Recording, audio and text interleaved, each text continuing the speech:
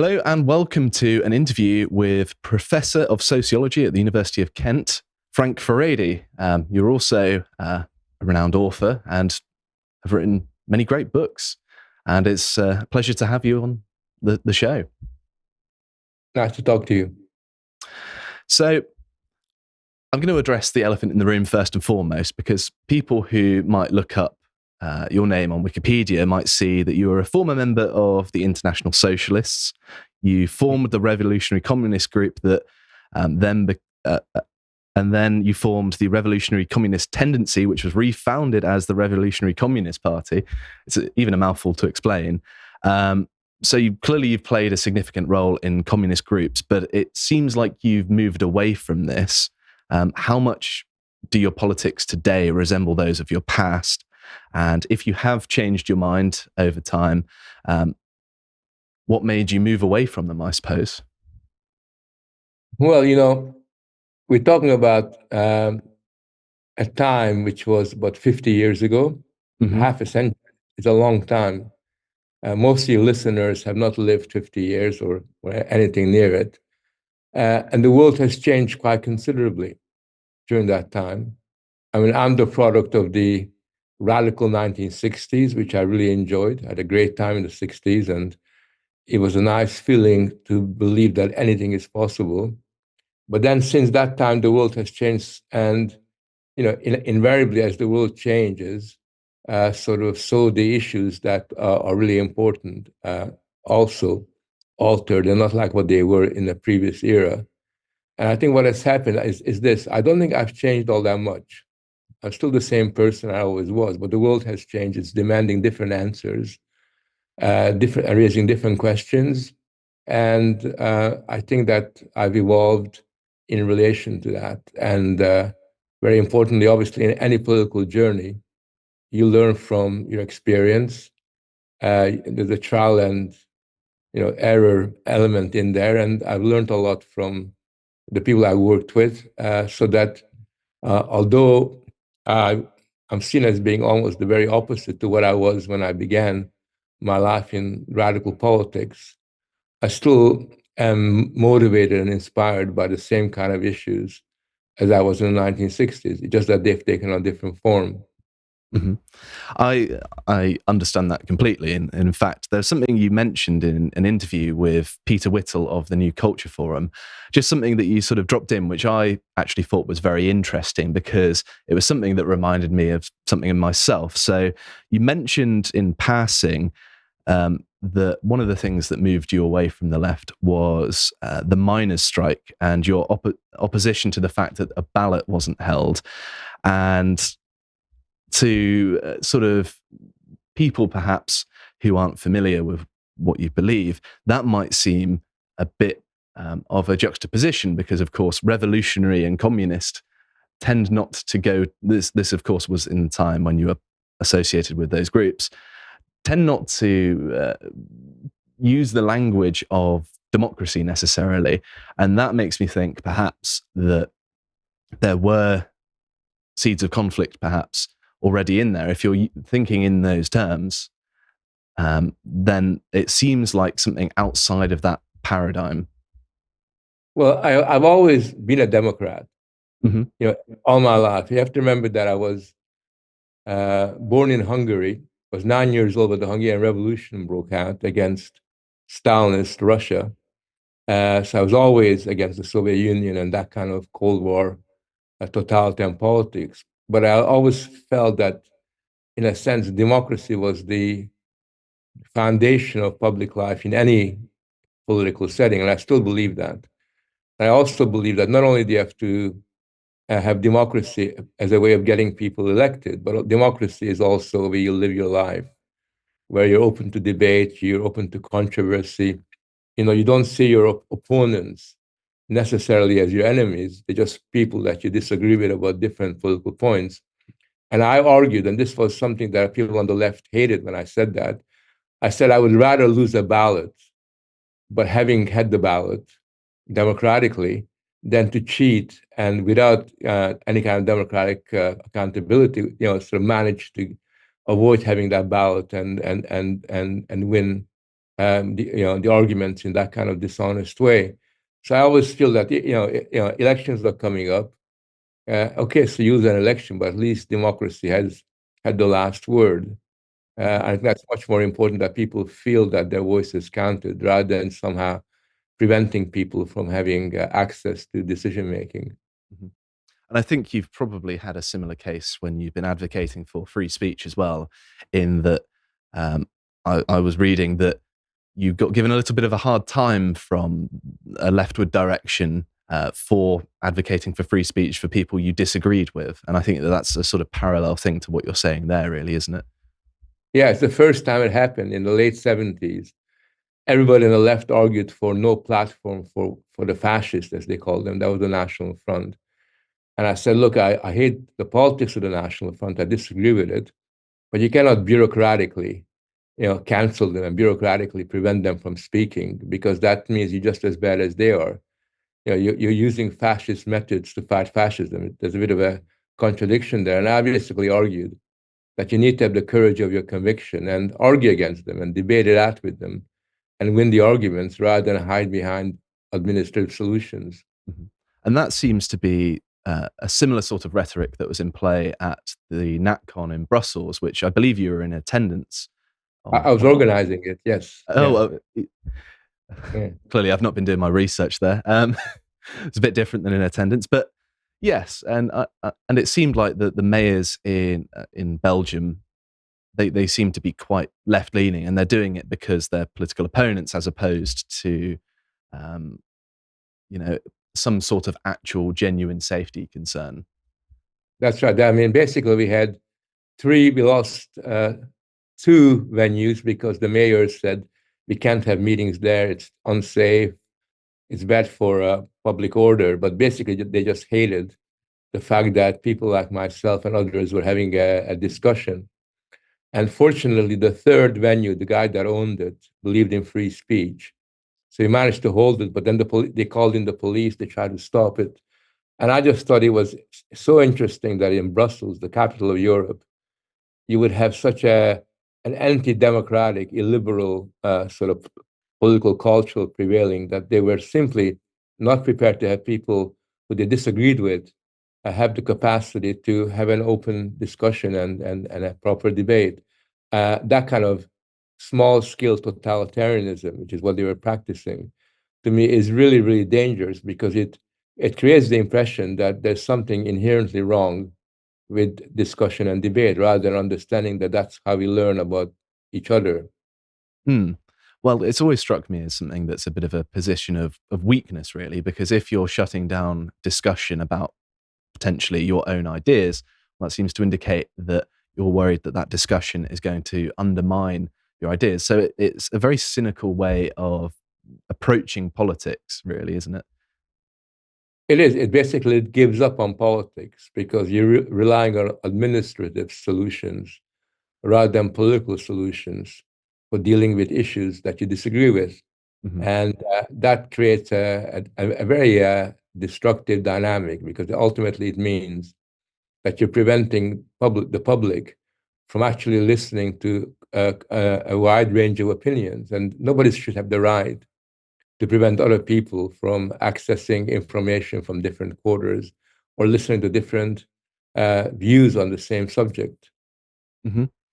And I think that one of the things that's certainly contributing to this is, I don't know whether this is a trend that you've spotted. You've obviously got far more years of experience following the political world than I have, that there has been an increasing reliance on very subjective political terminology that I think helps undermine how people understand the political atmosphere. And I think a practical example might make this easier to demonstrate, that the BBC, when talking about the Reform Party in the upcoming election, they used the term far right, which they then later retracted.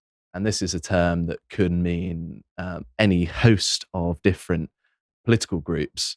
And I think it's used subjectively to basically build an association between two political factions that might not otherwise be associated with one another. Because I think Nigel Farage and reform, sorry, um, they're perhaps carrying on Margaret Thatcher's legacy. That's the language that Farage sometimes uses, and some of their policies seem a little bit neoliberal, neoconservative, and yet far right is also used to describe the National Socialists of the mid 20th century, and those two things are pretty much antithetical to one another, and yet they're being pushed together by linguistic manipulation, it seems to my mind.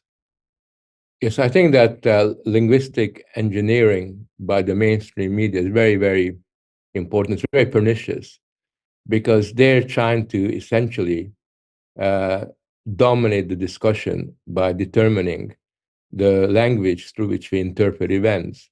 And as you know, if people are told that these are the words that you need to use to make sense of public life, then that actually influences the way you think. Mm-hmm. So, if you just to take your example, I mean, you and I know that for all its sins, the Reform Party has a political outlook that's roughly comparable to mainstream conservatism in the 70s and the 80s. There's nothing unusual about it. You know, pretty much your average member of the Tory party would have signed up to reform in 1979 or 1980. But today, uh, it's no longer the case that you can have a moderate right or even a centrist right. Whenever the word right wing is used, it's always either extreme right or far right, or in many cases, particularly in Europe, they call it the hard right. And I know that this is obviously an illegitimate use of political language, but what they're trying to do is to create the association that anybody that is right of the mainstream center is by definition an illegitimate political actor because they are in the same mold as the authoritarian fascists were in the 1930s. They're just like the hard right. They're trying to kind of create that kind of association, which then means that people have a very skewed view of what it is that's going on. By the way, what's also interesting is that if everybody on the right is the hard right or extreme right, then the center itself also loses meaning because you almost have this almost like a skewed balance occurring where the center itself is no longer a center of anything because there is no balance between right and left anymore. So the political language, I think, of our times has turned into a zombie language where we're using categories and concepts that have had some meaning in a previous era, but today no longer correspond to what is really taking place and how people view the world. Mm-hmm. So I can certainly see something happening with these sorts of political labels, similar to the word racist in a sense, that it used to be one of the words that held the highest stigma in Western society, at least Western Europe and North America. And now it's been used so much that its value has been diluted. And by doing so, the left is unwittingly creating um, more legitimate enemies than it would have otherwise had, I think. Yeah, I mean, I wouldn't even call them the left, because that's also another word that's lost its meaning. But the people who call themselves left wing, of course, yeah, have basically have a very kind of promiscuous definition of racism. So ultimately, racism is something that's in your DNA if you're a white person. That's particularly how it's seen.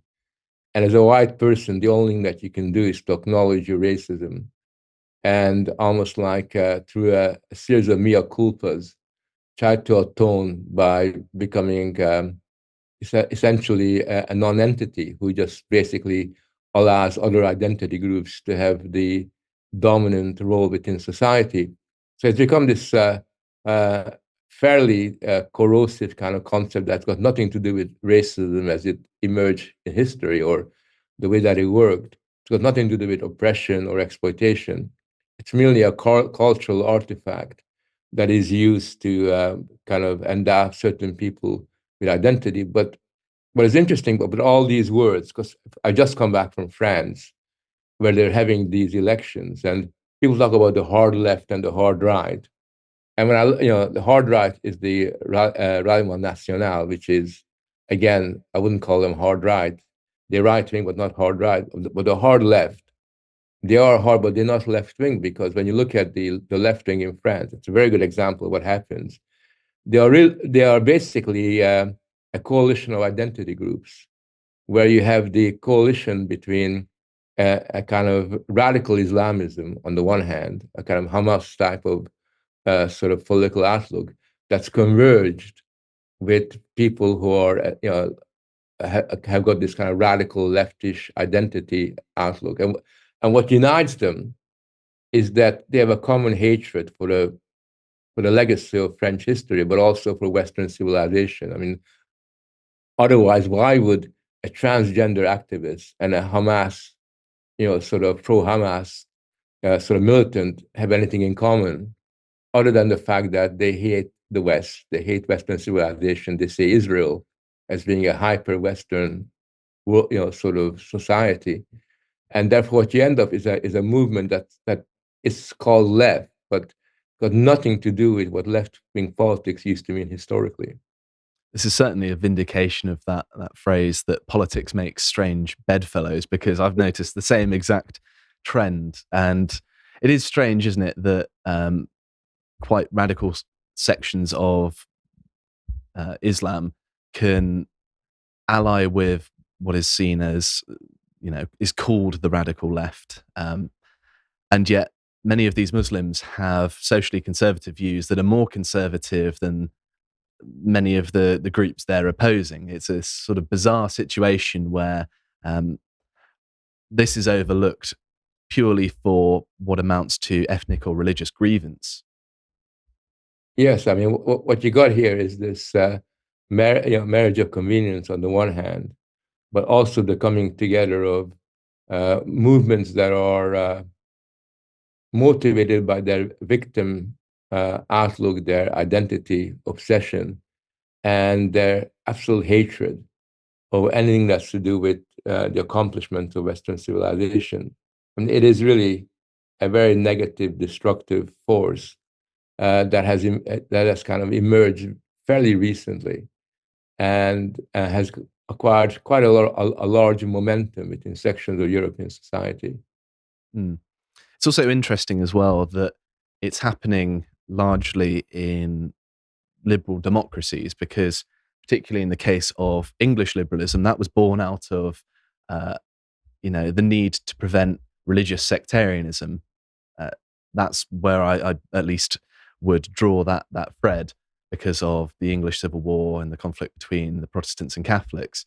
And yet within our liberal democracies, we're now seeing a revival of that just between different groups. It's no longer the Protestants and the Catholics. Actually, they're seemingly getting along these days, at least far more than they used to.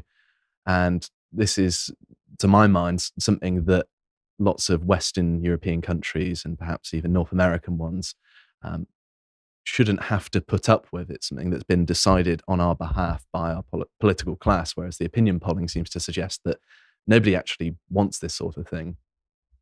It is, yeah, but you have to remember that amongst our elites, particularly the ones that deal with culture, liberalism has mutated into illiberalism. So liberalism no longer has got any virtues, because intolerance itself is seen as in a very suspicious kind of a way. How can you tolerate people like reform, for example?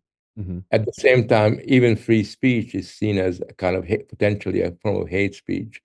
So all the liberal ideals that emerged in the 18th, 19th century are seen from a negative perspective by these kinds of movements. And what's happened is that, unfortunately, they've been complicit in creating this polarized political environment where, under the guise of multiculturalism, we basically created a monstrous situation where there's no single culture that binds people together, that creates the basis for any kind of national solidarity. And instead, what you've got are a very kind of ghettoized conception of public life, where people only talk to people like themselves, mm-hmm. and where there's no possibility of a liberal meeting of minds. Well, it's my understanding that this prior state of being, if you will, is only really possible when you have what is dubbed a high trust society.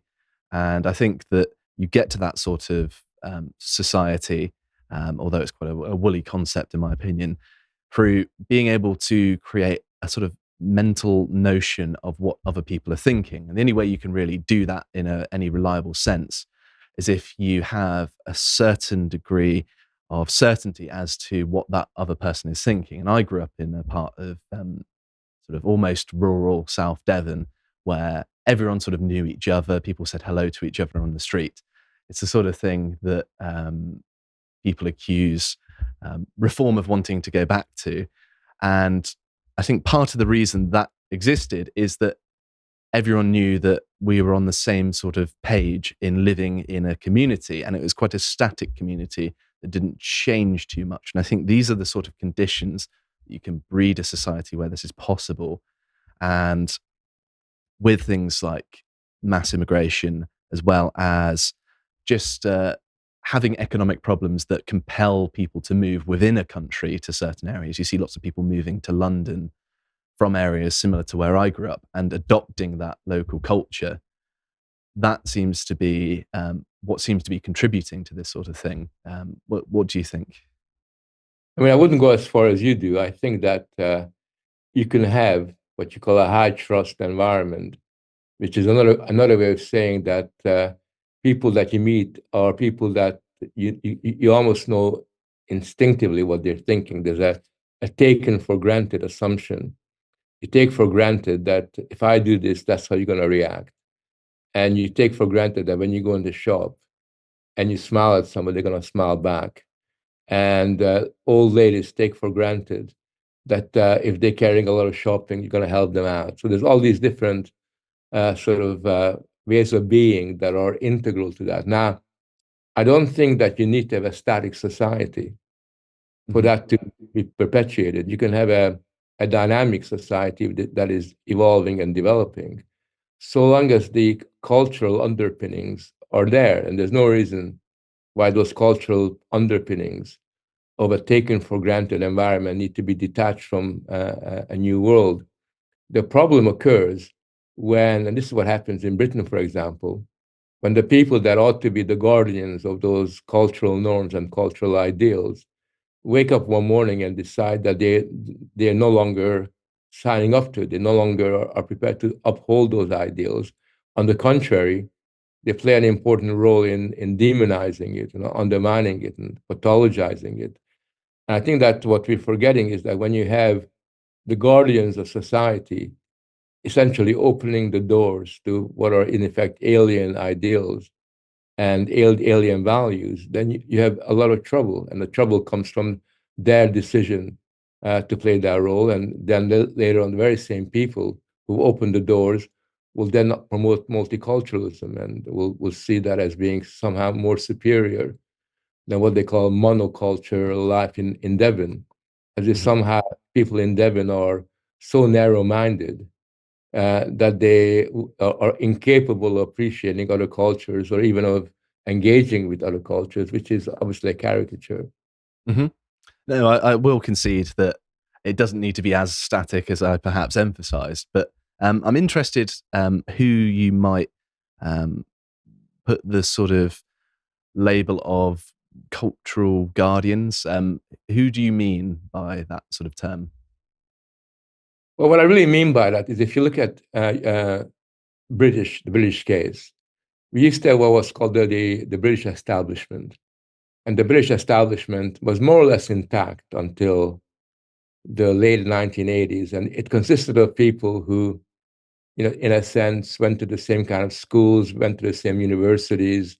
And even if they didn't go to the same schools and universities, signed up to a particular cultural outlook about who they were, what it meant to be British. They would understand that the history of Britain was something to be proud of, that the ability of Britain to fight Germany in the Second World War and to resist fascism was really a worthwhile episode, and they could look back with pride to a lot of other achievements. And they would, kind of run all the different institutions, everything from universities to schools to the media to our theaters, and then also in the private sector, in business and banks and all these other institutions. And they would be one big establishment. Now, within that, you had people who specialized in dominating our cultural institutions. And I think that these people in particular, somewhere along the line, particularly in the late 60s, early 70s, took the decision that they would no longer transmit the ideals into which they were socialized to their children. And all of a sudden, the schools changed what they were teaching. Instead of telling children that they should be proud of being British, they began to indicate that being British was problematic, that there was something deeply flawed in our history. And in the theaters, in the cinemas, and in music and elsewhere, a very similar script was being written and promoted to the point at which there was almost a self-conscious attempt to distance society from its historical legacy, to really kind of detach young people from any connection with what had gone on beforehand, and create a situation almost like a moral vacuum into which all their newfangled ideals could kind of sort of rush into. And I think that's what created the situation where that relatively homogeneous set of cultural assumptions gradually unraveled, and people who held onto those cultural assumptions were always ridiculed and made fun of as somehow they're nostalgic, they are unable to change, and they are really living in the past.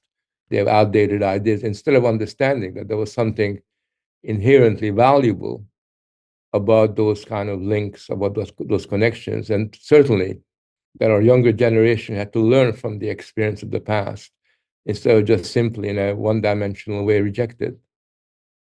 No, I think that's a perfectly reasonable perspective. And in fact, I can look at media from, say, the 70s or 80s, even back to the 60s, that explicitly pokes fun, even in a sort of good-natured way, but it sort of adds up to what what your average person might identify with, culturally speaking.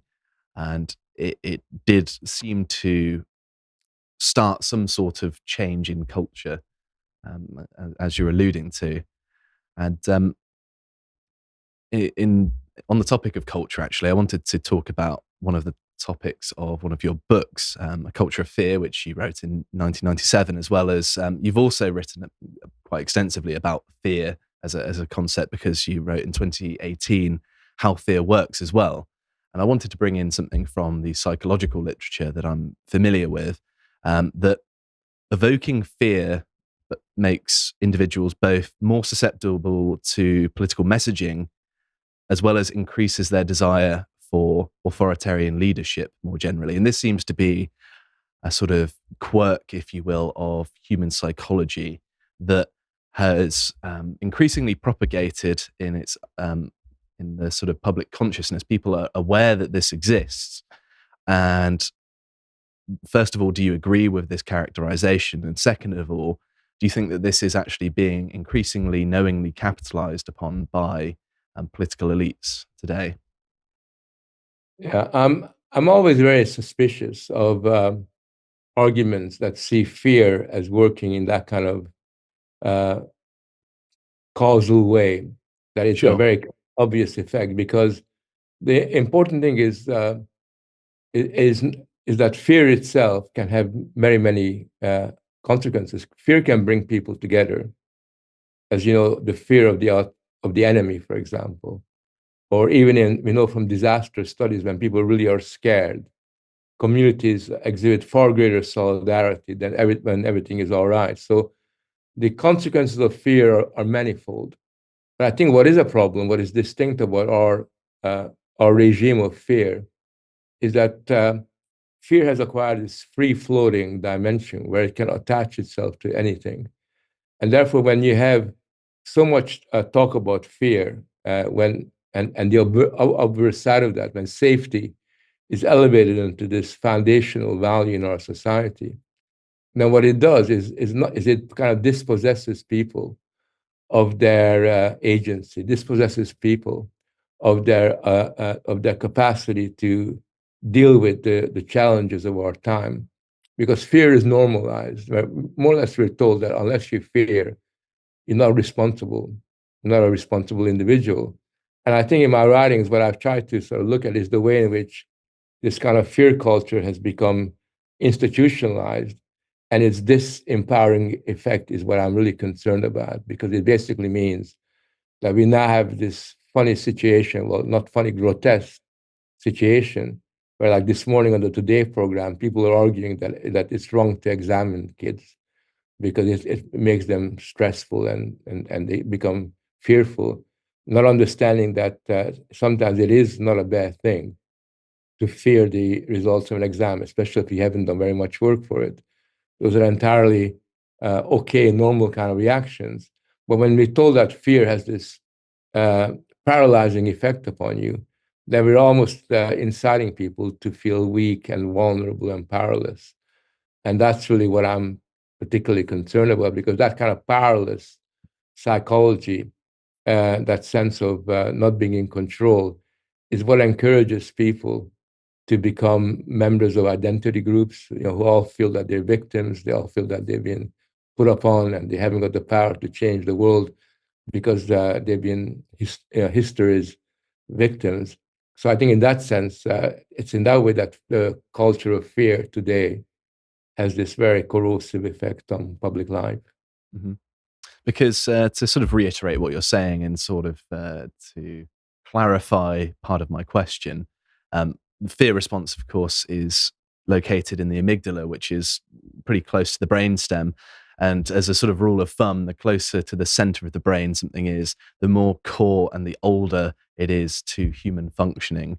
And therefore, it's fair to say that it's a very deeply rooted aspect of our psychology, and therefore, it can be quite difficult to override. Although that's not to say it's impossible, because of course I quite like this almost Buddhist notion. It's sort of an Eastern philosophical notion that once you start to understand the circumstances of an emotion, it's particularly true of anger, I think. Once you understand all of the factors surrounding it, then the emotion starts to disappear in a sense. At least this is something I've found in myself. I don't know whether you necessarily agree, but I think the same is true of fear. Once you understand a situation, it's far easier to resist that initial harmful aspect of fear. And I think that were people to approach fear in that way of it's a challenge to be overcome and something that once you understand it, it seems manageable and it restores agency, then this problem would probably diminish, I imagine. Yeah, I think you're right. I think that if fear is seen as a challenge to tackle, especially when it's very clearly focused on the target of what's scaring us, then I think it is entirely manageable. The problem is, to me, is not fear; it's what we call anxiety. And anxiety is much more diffuse than fear, because anxiety, is something that is intangible. You just worry about things, all kinds of different things that are in the air, and that is much more difficult to deal with, because you cannot really. It's like a bar of soap that goes right through your hands, whereas fear has got a tangibility that you can engage with and deal with. I know within my sort of research specialization of behavioral decision making that risk taking under uncertainty, those conditions are sort of optimal for maximizing irrational responses, and that actually uncertainty and risk um, do seem to play a very important role in human decision making. And I think that with increasing understandings of this, I think that there is going to be some degree of political utilization of it. I know that the behavioral insight team in the UK, which was set up in, I think, 2010 by David Cameron, and now it was sold off. It was a government apparatus sold off as a private enterprise, which is already a little bit concerning, but now it operates within the space of 14 years in 50 different countries. To my mind, that sort of skyrocketing of that enterprise seems to suggest that there's perhaps great utility in the minds of ruling elites to use these behavioral economic insights to control populations. It sounds a little bit conspiratorial, and I don't think it's necessarily in that sense, but simply it's a new way of understanding how to govern is perhaps a more sensible way of putting it. But it is also concerning because that suggests that there's going to be behavioral interventions that are beyond our awareness, and that raises lots of ethical questions. Is this something that would perhaps concern you? Not as much as you. I mean, I think the politics of behavior is a very real phenomenon. And I know that the nudge unit, which is what you're discussing, has got all these ambitions to not just to do things that we might not otherwise do. And they make all kinds of claims as to how effective they are in terms of influencing our individual decision making. And obviously, it is obviously a concern when you have governments doing that kind of manipulative, sort of activities, which goes against the whole spirit of open democratic debate and discussion, because basically they're trying to avoid having an argument or winning the argument for a particular policy by going around it. So I totally agree that those things are a problem. I happen to think that they're not nearly as effective as many people think they are. I mean, we saw that in the discussion with Cambridge Analytics, that despite their gross claims that they have influenced this and that, that was a bit of a fantasy. So I don't think that that kind of psychological manipulation is what I really worry about. What I do worry about is something else, which is that with the politics of behavior, you got other aspects of it, which are potentially much more corrosive. For example, as you saw during the COVID experience, you had a situation where public health became entirely politicized and political life became medicalized at the same time. And when you basically use health in that kind of instrumental way, you kind of weaponize health and health concerns, then their effect is potentially sort of much more effective for the very simple reason that it's, when you basically medicalize political life, you can't really argue against it. Then when it isn't medicalized, because when it's not medicalized, you just say, well, they're wrong, I'm right. It's a debate. Let's have a debate. When you have the so-called experts, scientists and everybody else saying that this is what science says, this is what you need to do if you're going to have a healthy society, and you come back saying, well, I don't agree with you. How can you, Frank Furedi, who can, knows nothing about medicine, claim to have the same moral status as we do? So that kind of social engineering, is much more dangerous for me than the nudge aspect of it, which I think is a problem, but by no means as corrosive and as dangerous as the use of public health for political purposes. You actually presaged my next question there, because I was going to ask about the COVID pandemic and the sort of use of those sorts of methods and the use of fear in particular. And I was going to mention the fact that there was a project called Project Fear, and I thought that was rather on the nose, really. And I was going to bring up BBC coverage in particular, and there were things that I spotted at the time with my sort of psychology background, and particularly focus on research, is that they provided figures of cases and deaths without a frame of reference, and this sort of capitalizes on the human inability to understand probability particularly rationally, and this is something that has been demonstrable in lots of different domains and is quite unfortunate. But once you sort of gain a level of expertise, you're much more able to quantify certain likelihoods. But there were examples of things like 40,000 dead, and where that might be useful in comparison would be against, say, flu deaths in previous years, because then that allows people to sort of have a frame of reference to understand it. But 40,000 as a number in isolation sounds scary. It's something that it sounds like a lot of people. It's more people than you know, and I think that were it to be put into perspective of percentage of the population, say, people might be able to have a bit more of a rational understanding of it. And this was, I think, knowingly done to encourage people to adhere to the lockdown policies.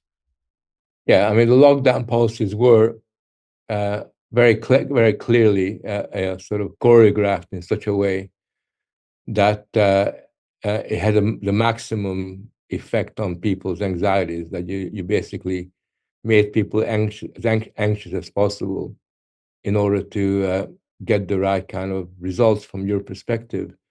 But yeah, and to that extent, that was a very unique, almost like a laboratory-like moment when you had the systematic application of the politics of fear used in such a way, and every psychology being used, and cultural politics being called upon. It was very, kind of a very kind of academically and intellectually sort of founded project that people are still finding out about. Yeah, and one of the things that surprised myself and lots of other people is just how much adherence to the rules there were. Yeah, just the level of adherence to these policies seem to suggest that these methods are incredibly effective, and I think that this is something that is going to be used as an example for governance in the future. I think because of the unprecedented level of obedience, I suppose you could call it. And maybe not. I mean, I think you're right. There were. I was often quite surprised by how a section of society was almost uh, demanding even more lockdown measures than existed. But then the other side of this is, if I don't know if you remember, they were saying that when this is all over, it's not going to be over. This is the new normal, and they were saying that we may well be, carrying on wearing masks. We're not going to be shaking hands with each other anymore. We're going to do like, behave like in Asia, where people don't have any physical contact with each other. So they kind of had this very dystopian view of the future. And the interesting thing is that now when you talk to people, they almost forgotten about COVID. mm, It's like a memory, a bad memory, yes, but it no longer influences most people's behavior, which I think is a really good thing, because it indicates that in the end, we're human beings, and the love of life and the need to communicate and come close to each other tends to override these technocratic attempts to insulate us from one another. that is certainly a nice silver lining to draw from it, because I suppose I hadn't really looked at it before, but it does show you that human beings are adaptable enough and versatile enough that we can deal with very adverse circumstances and then sort of return to the norm, for want of a better way of putting it, which I suppose is quite an optimistic thing in a way, because it suggests that however wrong things can get, we can at least return to some semblance of what we know, which I suppose there's a whole host of psychological things I could unpick there, but I'm going to move on to something slightly different. So, in one of your interviews, you were talking about, I suppose, what might be described as the woke left, and that's one of those terms that I think is also ill-defined and is very difficult to pin down. That is used by the right leftwards, as well as some people in the centre ground as well. But sort of conceding that aside, one of the things that I've noticed is that as part of this hatred of the West and a sort of a rejection of the notion that strength is a good thing, is that these supposed woke types have begun to venerate what amounts to weakness in a sense. And I'm not entirely sure whether this is what you were alluding to when I heard you in a previous interview, but it seemed to ring true with some of my readings of their own literature, if you will. Yeah, well, I think this is based on the fact that from their point of view, the meaning of personhood is very different than the classical definition of what it means to be a human being. So from their definition of a personhood, they see people as not being able to deal with challenges, that challenges they see as principally harmful, at the very least traumatic, at the very least deserving of some kind of psychological diagnosis. So they have a very medicalized view of a human being, which is more like that of a potential patient as opposed to an agent. And I think that kind of definition of what a person is means that they tend to regard people's weaknesses as the default way of being, as the normal way of being. And not only that, but they sometimes go a step further. And they basically argue that to even talk about normal is wrong because it assumes that there's something wrong with being abnormal. And then having eradicated the distinction between normal and abnormal, they then go on a step further and they say there's something actually quite attractive and nice about being abnormal, of rejecting heteronormativity, or rejecting marriage, or rejecting your family, or rejecting all those things that you thought were part of normality. And I think in that sense, there is ultimately um, this almost like this moralized conception of weakness, where the weaker you are, the more you can claim victim status, the more put upon you are, the better person you are. So there's a kind of an attempt to gain moral authority to the amount that you supposedly have suffered.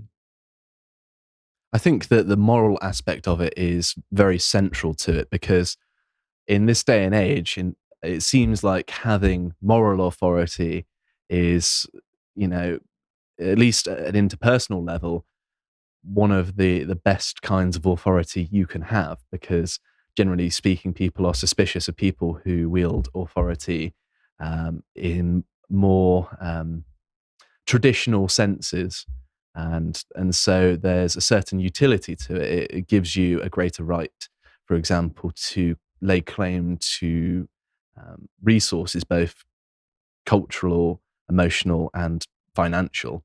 And some of the psychological researchers seem to indicate that, in fact, that there are people who have noticed this trend and are predisposed to be a bit, I suppose, Machiavellian in the pejorative sense, and they use it to their own ends because they have they're more likely to have these dark triad traits that indicate some form of psychopathy. And I'm not saying that's all of them, of course, because that'd be a blanket generalization, but it seems to be that there is an element of that people notice and capitalize upon as well. Yeah, I think there is that, and that's really why identity politics has become so important. The whole politicization of identity, and the reason why you then have so much care being devoted towards building this hierarchy of different identities.